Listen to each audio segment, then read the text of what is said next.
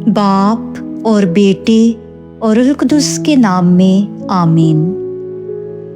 नुमान वापस अलीसा के पास आया और खुदावंद को कबूल किया। हमारे लिए आज की पहली तिलावत मालूक की दूसरी किताब उसका 5वां बाब 14वीं आयत से 17वीं आयत तक। तब वो चला गया और उर्दन में 7 दफ़ा गोता मारा, जिस तरह कि मर्द खुदा ने कहा था।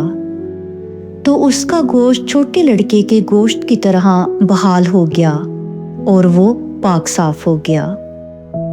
और वो मर्द खुदा के पास माँ अपने सब हमराइयों के वापस आया और आकर उसके सामने खड़ा हुआ और कहा, देख, मैंने जान लिया कि सारी दुनिया में कोई खुदा नहीं मगर इस्राएल में, और अब अपने खादम का तोहफा कबूल कर। उसने कहा, जिंदा खुदावंद की कसम जिसके सामने मैं खड़ा हूँ कि मैं कुछ ना लूँगा।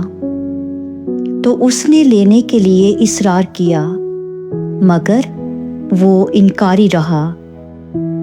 तब नुमान ने कहा, मैं तेरी मिन्नत करता हूँ, इजाज़त दे कि तेरा खादम यहाँ से 2 खच्चरों का बोझ मिट्टी ले जाए, क्योंकि तेरा खादम आगे को सोख्ती कुर्बानी और ज़बीहा किसी माबूद को सिवाय खुदावंद के ना गुसराने का।